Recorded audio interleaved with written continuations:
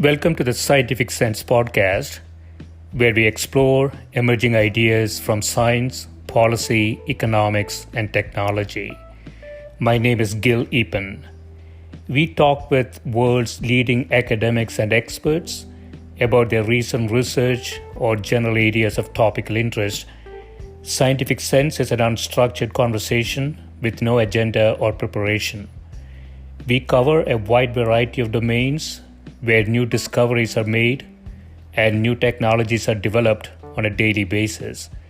We are most interested in how new ideas affect society and help educate the world how to pursue a rewarding and enjoyable life rooted in science, logic, and information. We seek knowledge without boundaries or constraints and provide unedited content of conversations with researchers and leaders who love what they do. A companion blog to this podcast can be found at scientificsense.com, and this podcast is available on over a dozen platforms and directly at scientificsense.net. If you have suggestions for topics, guests, and other ideas, please send them to info@scientificsense.com, and I can be reached at gil@epen.info.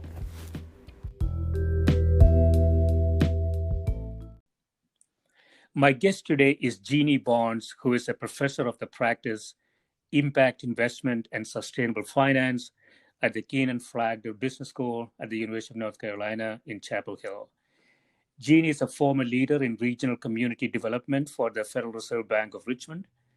In her previous role, she provided leadership for strategic stakeholder collaboration and community-level solutions, focusing on low and moderate income and underserved communities in support of the Federal Reserve System's community development function. Welcome, Jeanne. Thank you. Great to be here with you. You are involved in a project at the Kenan Charitable Trust on whole community health. And you say that the consequences of historical policies and practices have produced and perpetuated socioeconomic inequities. Entrenched disparities do not exist in isolation and cannot be solved piecemeal. Instead, a more integrated and sustainable approach is required. Could you describe a bit what you mean by whole community health?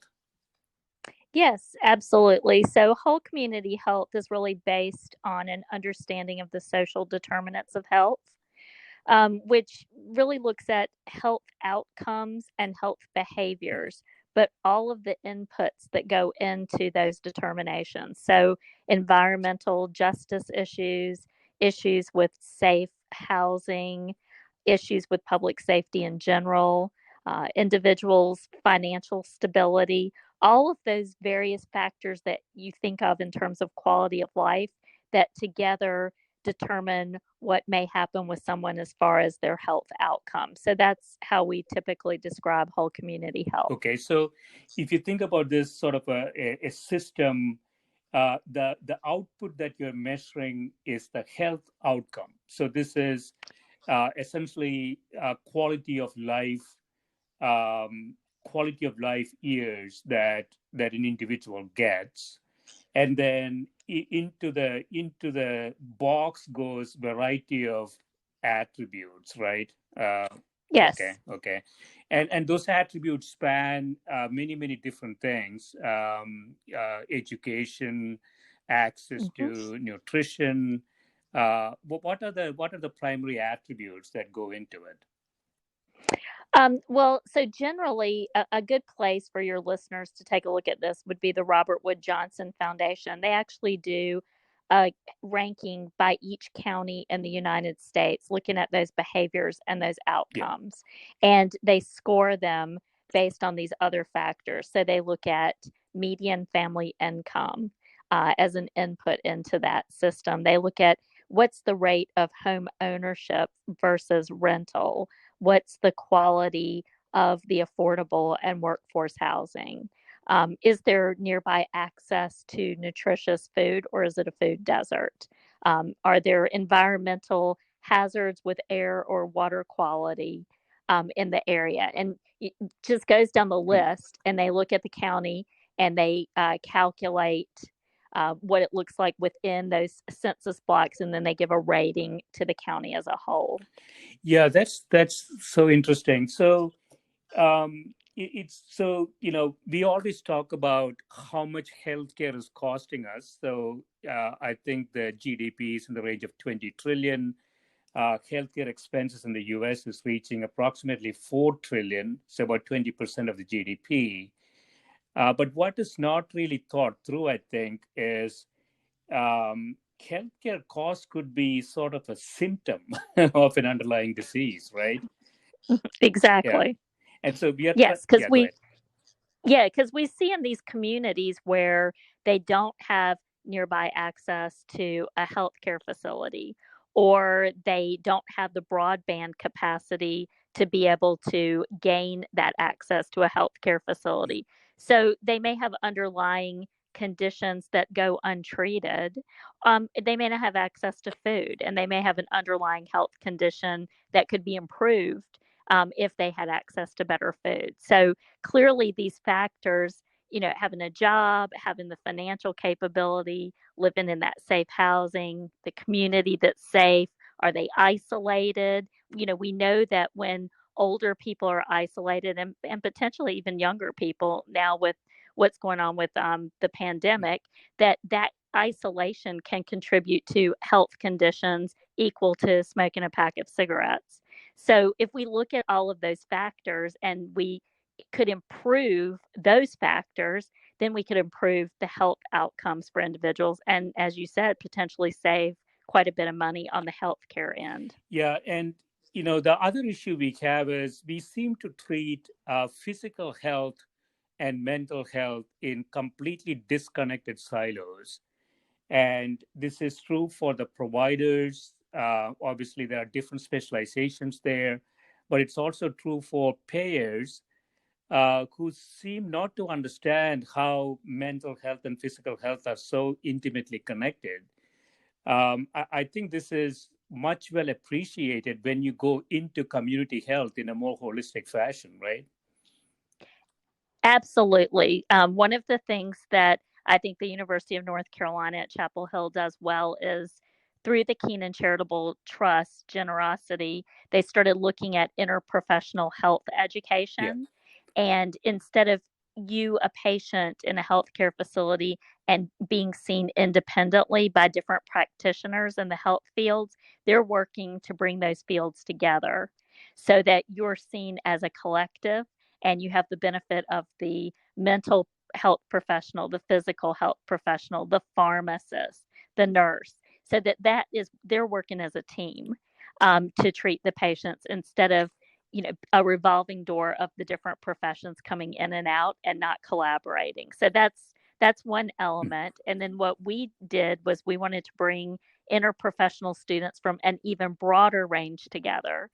So we brought in business and law because so many of these other socioeconomic issues could be addressed by attorneys and business professionals. So we wanted to bring them into the loop with the health professionals so that everyone's looking at the whole picture of someone's health, not just the health care, but all of the inputs that go into what they may need on the healthcare side.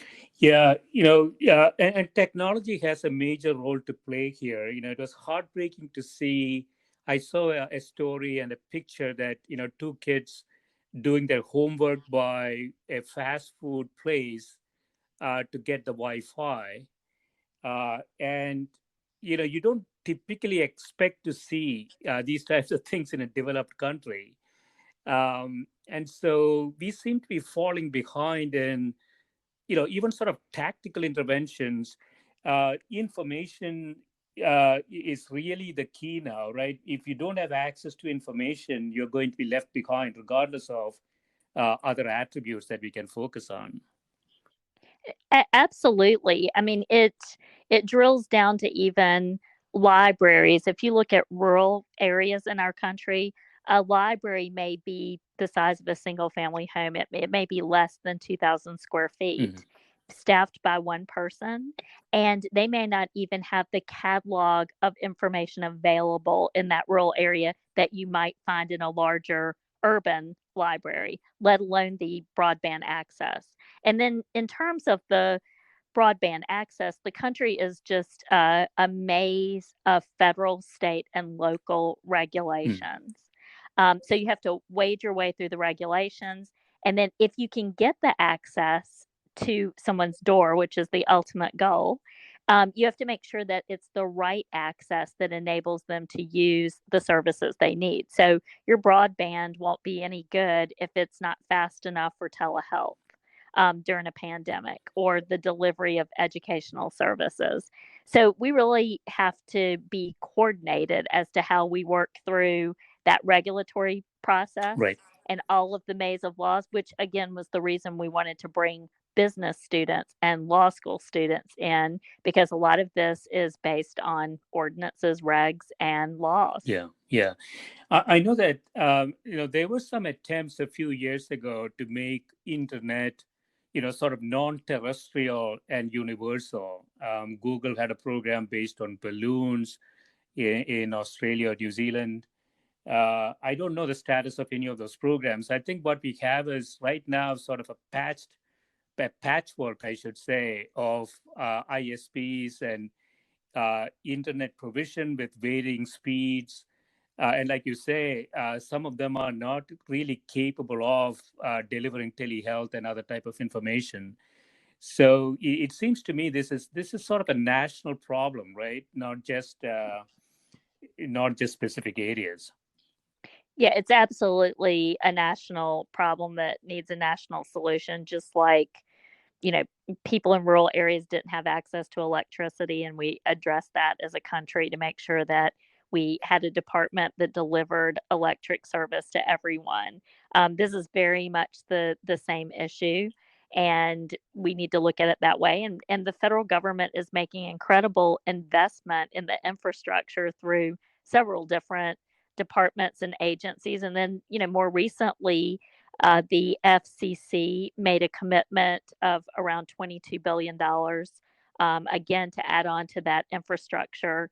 And there's a bill pending in Congress around the formulas for each state for that. So we're making huge investments in the infrastructure, but it still comes down to who's going to build the infrastructure, and then at the state and local level, do you have barriers in the way? What type of structure do you need to deploy that to get the speed people need? So unfortunately, it's just very slow process. And when something like a pandemic comes along, it doesn't speed that process up. And so we're really as a country just wading through that issue. Yeah, yeah. I always felt that, we have sort of information-based segregation now. It used to be other attributes, but information has become a very important attribute in segregation. And unless, like you say, unless some kind of national plan to do that, we won't be able to solve that problem. I want to jump into, you have a pilot project going on in yeah, this is in North Carolina, right? Robeson and Edgecombe counties. You want to talk a Correct. little bit about that? Yes, so that's this whole community health process. What we did was the Kenan Charitable Trust wanted to look at system change, which is longer term change, how you really address the root of issues that are holding people and communities back, which is to be applauded because so many philanthropies just give grants that might sustain a community or an entity for a short period of Hmm. time. So this is much more about investing in the system change. So what we did was we looked at North Carolina. We have 100 counties in North Carolina, and we looked at the patterns of in migration, out migration, deaths versus births, pulled together, poverty data, per capita income, and we really have about 33 to 36 counties that have not been the recipient of in Hmm. migration. Some areas in North Carolina receive 200 people daily from other areas moving Hmm. in. But we have a lot of counties that aren't recipients of that. They're they have more people leaving than coming in, and they have more people dying than being born. So they're really dying counties. And along with that goes tax burden, costs of infrastructure like water and sewer with a declining population. So we see higher poverty levels, and we see issues with accessing transportation to get to jobs. So among those counties, we chose two, and we looked at their rankings at that Robert Wood Johnson Foundation Health Rankings, and both Robeson and Edgecombe rank at the bottom of our 100 counties for those health rankings. They're 97 and Yeah. 100. Um, Edgecombe is a majority minority county, and Robeson is a triracial county with a large Lumbee Nation population, the largest tribal nation that's not fully federally recognized in the Mhm. country. So those are the two counties that we decided to focus on, and we started this past summer with a group of 16 student interns representing medicine, pharmacy, public health, law, and business, and they started doing a deep dive to come up with a priority of system change mechanisms that we could focus on for the next 3 years. Yeah. So these two counties are geographically uh, quite apart. Edgecombe, northeast of Raleigh, and then Robeson, southwest of Raleigh. So, but they have some common characteristics, right? So, I was looking at some of the statistics. Um, so Edgecombe lost 4,500 residents in the 2010-2018 time period, and similarly for the other county. And so these are huge losses in terms of people moving out of the county. Are they moving toward the city? But they said what's happening. Yes. So in both cases, people are moving to other larger cities nearby. Both Robeson and Edgecombe are on the Interstate 95 corridor. They both have a hub city. Edgecombe has Rocky Mount, North Carolina, and Robeson has Mm. Lumberton, North Carolina. Those are both on that Interstate 95 corridor. But when people move from those areas, they're moving to the job center. So in Edgecombe, they might be moving towards Greenville, North Carolina, east of there, which is a larger city with a university and a hospital there. They could be moving to Raleigh, which is, we also chose these counties because they're both about an hour and 20 minutes from Chapel Hill. Okay. Yeah, yeah, we originally planned for the students to live there before the pandemic came along. And Robeson, they are moving to Fayetteville, which is a larger city nearby, also a large military installation. So, and then Robeson has a unique challenge also that there's UNC Pembroke Uh-huh. there, which is our Native American institution, but they have a need for more student and faculty housing. So a lot of their students and faculty come in from other places and then leave at the end of the day. Yeah, and their racial makeup is different. These counties, Mm-hmm. Mm-hmm. as you say, Robeson has a very high percentage of Native American, whereas Edgecombe doesn't at all. But they show similar household median income around $35,000, which appears to be like 70% of North Carolina's average income, right? Correct. That's correct. They both share that. The home ownership's a little bit higher in Robeson than Edgecombe. Yeah. Mm-hmm. And so when you look at this program, the whole community health program and the model, you have six interconnected pillars of opportunity, you say. And the first one is economic stability, including employment opportunities with living wages and financial education. You want to talk a bit about that?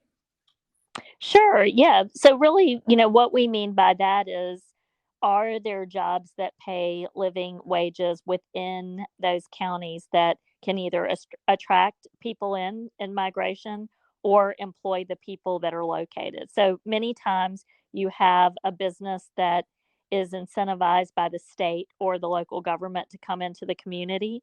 and the people who work there either come from other areas and they choose to live outside that Mm. area, or the business comes in and then people come to work from another area and go back. So, for example, there's a health system in Edgecombe, but many of those doctors and employees of that health system live in another county that's nearby. So, looking at the structure for how economic development's done, and does it really benefit the local population? Does the workforce training, is it compatible with the types of businesses that they're trying to recruit? And then is there an element of homegrown business taking place? Are there support systems that support entrepreneurship in that area? And what would you consider living wages, Jeannie, in that area?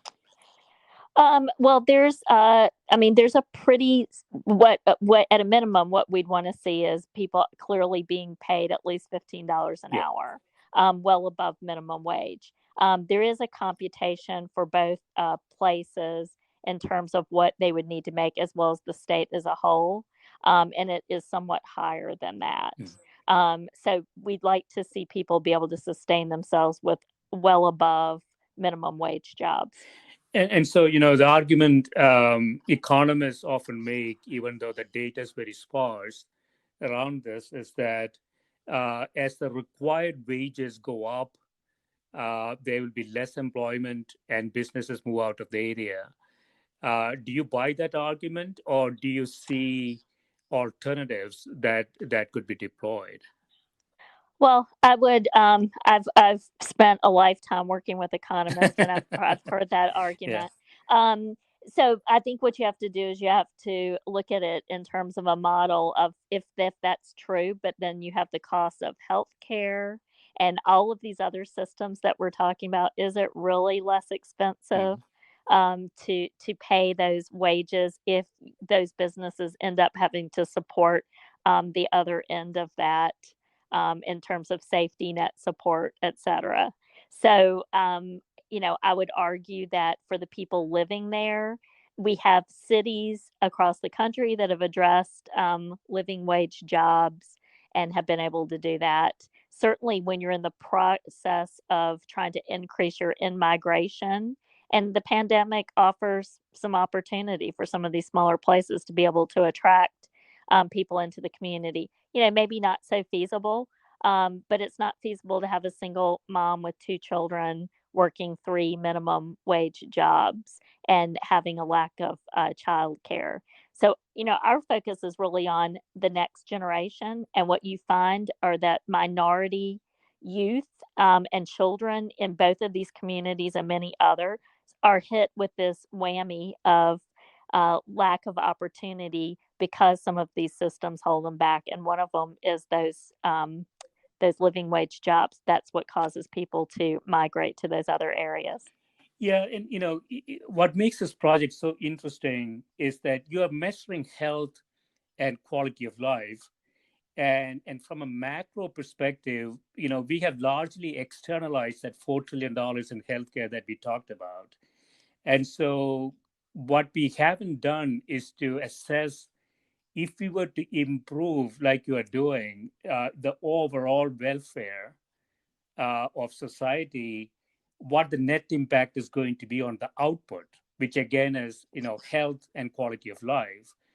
And so from an investment perspective, these things are kind of considered from a policy perspective in a very disconnected way. And I Hmm. think that is where that is why we ended up in this predicament right now, I think. Absolutely. I think if we assessed a lot of these major federal topics of interest from this more holistic standpoint, we may come up with different determinations than we have in the past, because certainly the healthcare model has shifted towards keeping people out of hospitals. So with that goes those delivery of services outside of the hospital, as well as all these factors that make or keep people healthy. And if they're healthier, they live longer and they may be able to work longer.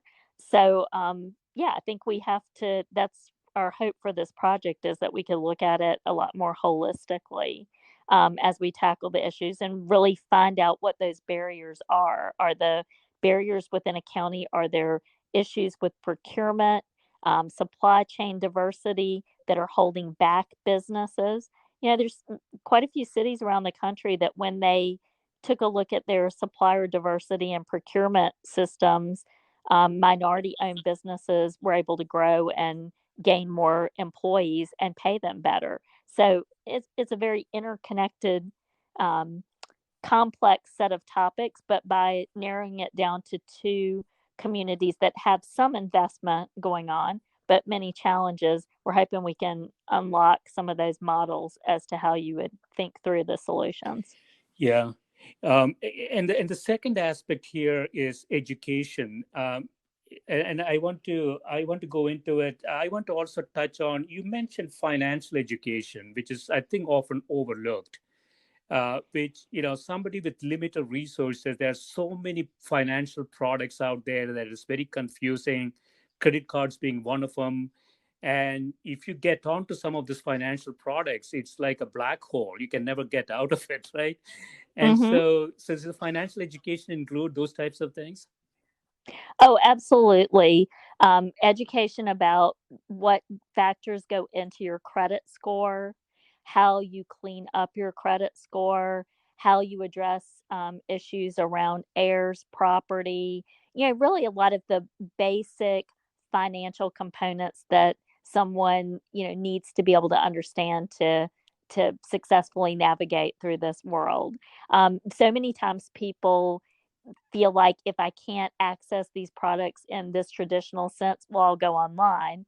And they may end up in a situation where their interest rate is changed often, and they're trapped in the situation. I certainly talked to quite a few business owners during the PPP program rollout who had gone to use online providers who then referred them to another online provider who referred them somewhere else. And they were caught in a tangle and not accessing the money that was there and available. So that basic financial acumen that we want our children to learn K through Hmm. 12, I think we have to emphasize that for some of our adults as well, so that people can navigate financially and know how to make decisions. Yeah.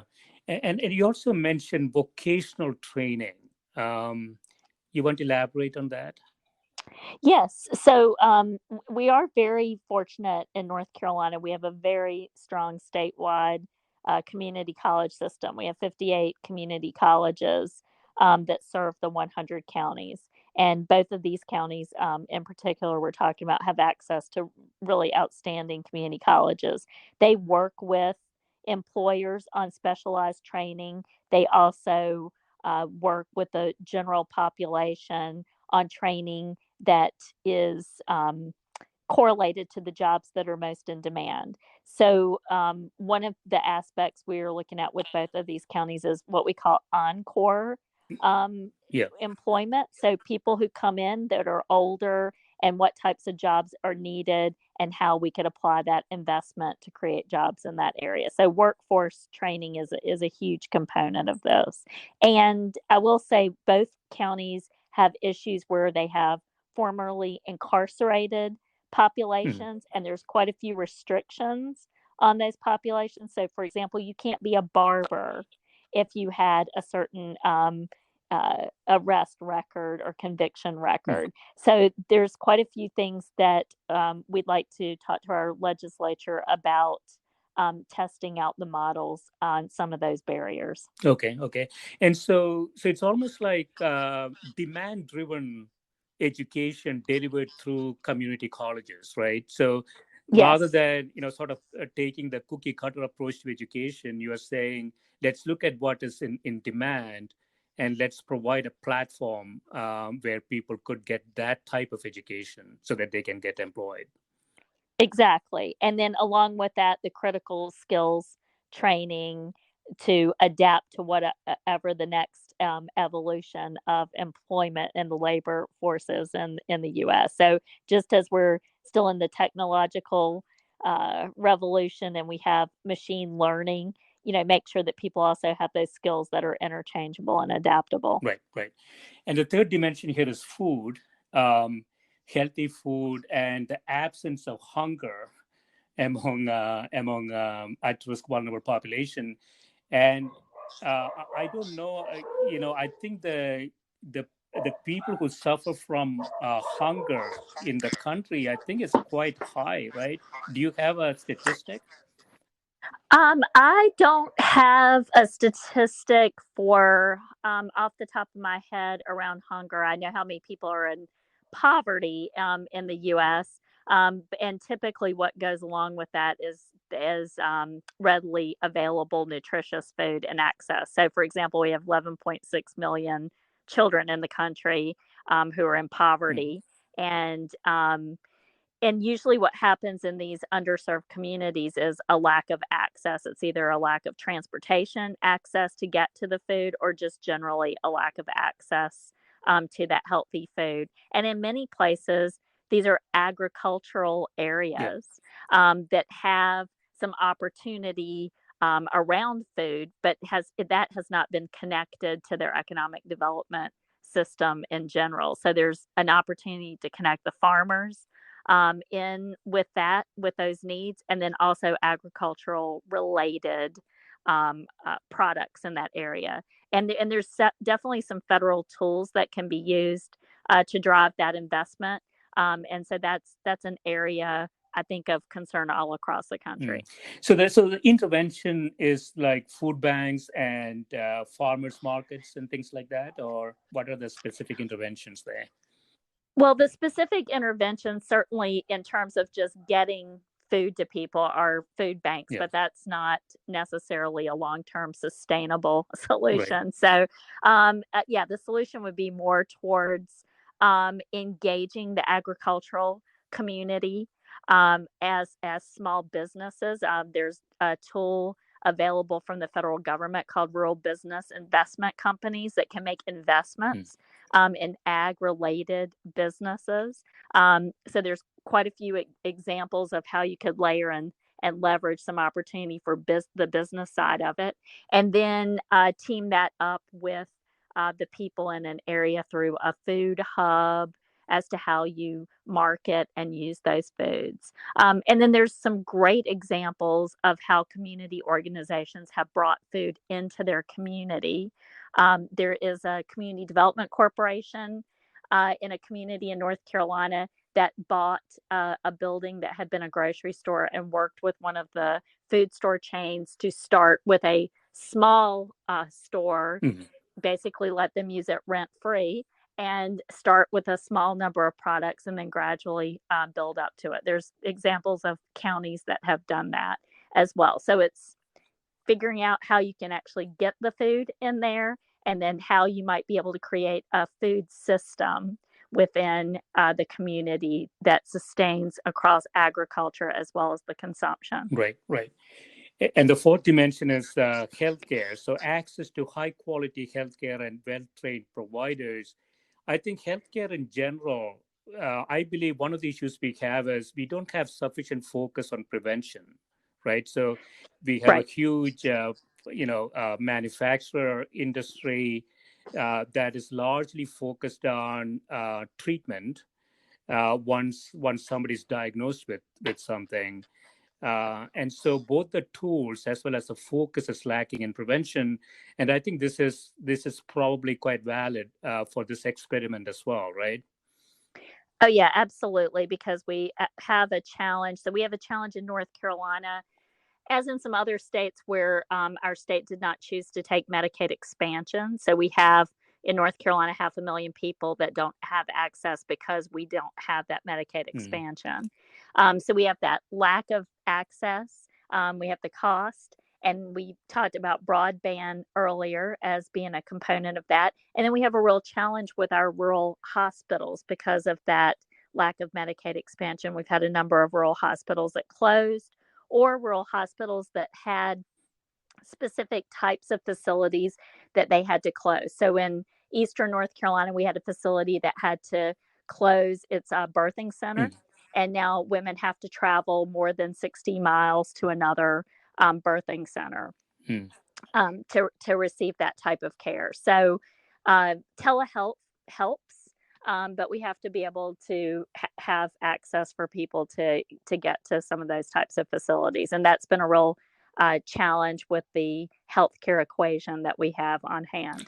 Yeah, and the technology dimension, because you have to prop up the technology infrastructure for that to work as well. Yeah. Correct. Yes. And so the fifth one here is social integration and community engagement. And so, again, this is not something that gets a lot of focus on. And you can see in the data that without this type of intervention, it's going to ultimately show up in healthcare. It's just a matter of time. Right. Right. So that we talked earlier about Yeah. isolation. So that the fabric of the community, whether it's access to voting, access to information, easily obtainable information, to what level is the community engaged in these forces or solutions that shape their future. So my colleague and I talk about collective Mm. ambition, which is everybody on board? Are they all on the bus? Are they all in a seat? And is the bus heading in the right direction? And it's everybody facing that direction. So how do you build that social participation into the process, so you're not doing it to the community, but rather with the community? Right. Right. And finally, the physical environment, including safe and affordable housing and transportation, but also city planning, right? Green spaces and walkability and those types of things. Right, right. Especially for populations that have aging demographics. Are there sidewalks? Are there ways for them to maneuver as they age, that adapt to that? Is the community safe? Is the housing of sound and in good shape? I mean, Robeson County has had major challenges with storm after storm and severe flooding. So I can sit here right now and tell you that there are people living in unsafe housing where they have mold issues, Yeah. that still have not been addressed. And then, yeah, just the whole concept: are there places for recreation, green spaces? Are there places that were previously environmental issues? Could they be converted to green spaces? All of those factors. Access to quality water is another big component. Yeah, so this looks like a great experiment, Jeannie. I wondered, there should be comparable counties adjacent to these counties. So do you think we'll get some insights? I mean, you have a control group, so to speak, right? And you have some pre-treatment and post-treatment data coming out of these two counties. Do you think we will get some insights as to what might work and what might not? Yes, absolutely. So we'll be putting out a paper that focuses on our first findings from the work this summer. And then we actually have a smaller group of interns that are narrowing down to work on a couple of key issues through this fall Yeah. semester. But we'll continue to update that data. And as I mentioned, we want to stay focused on these two particular counties for about 3 years to really achieve some sustainable system change, whether it's access to capital, or a solution to housing issues, however we end up prioritizing with the communities, and show that change, and then be able to take this model and be able to replicate it. Because as I mentioned, just in North Carolina, we have 34 other counties that look just like this, some even a little bit worse. So the goal would be, can we replicate it, and can we replicate it more quickly as we go along? And what is sort of the duration you're thinking about before we can actually see some results? I think that we have a couple of priority areas that we want to work on in the fall, that have some, very specific outputs. One on housing and one around capital Yeah. access. So I'm hopeful that by early next year we will at least have a couple of major changes in place in each place that will start producing some results, but I wouldn't expect us to see, changes in that data immediately. Okay. Yeah, so I want to close with, you're doing such a great work. So you have a set of grant making priorities in the William Kenan Charitable Trust. You want to talk about sort of the overall statistics of the trust, and how you have been executing that. Well, the trust, I certainly couldn't speak for the trust. They have trustees and management. They've typically, and their annual reports available Yeah. online. But they typically give to more than 250 Mhm. recipients, and they have a focus area that covers New York, Kentucky, North Carolina, and Florida. And I would point to some other great work that they've been doing in Louisville, on the west side of Louisville, in a community called Russell's Mm. Promise, which mirrors what we're doing in North Carolina, which is looking at system change. And they've made a large investment in Louisville and have been in that community for a while. So what I will say is we're so thankful to have the Kenan Charitable Trust, and I know Louisville would say the same thing, and that they're really thinking outside the box in terms of what can philanthropy do that really creates change and creates impact from that system level, as opposed to just giving grants. And especially, when you have something like a pandemic going on, you certainly need to be able to give grants to help organizations stay functional. And the Kenan Trust gives a lot to food banks, and other types of intermediaries that work on some of those issues. But I think these are changes in the philanthropic community. And so they're really being leaders in our state and in a region for stepping out and looking at a different way that philanthropy can be a driver to leverage a private sector funding. Yeah, I'm sure you're working on this. So the paper that might come out of this, it'll be very interesting to see, some sort of an economic analysis, right? So this much investment went into the system. This is going to be sort of the net benefits, and that benefits is not a one-time benefit. It's a long-term benefit, right, accruing to it. And Hmm. so, sort of, what's the return on investment question? And I think you are in a good position to look at this. And I haven't seen this, at this level of detail. Looking at all six aspects of that those dimensions that we went through, which is economic stability, education, food, healthy food, uh, high quality healthcare, social integration, and physical environment, and sort of integrating all six of those components. And they have reinforcing effects, I would imagine, right? So we should see a really very high ROI for something like this, I would think. Absolutely, and hopefully a roadmap Yeah. for how to go in and tackle those issues, to see that output. And I think for me, because my interest is in sustainable finance, how can you take some dollars and then leverage other dollars in some of these solutions? I think there's been some really interesting work across the country as to how you do that.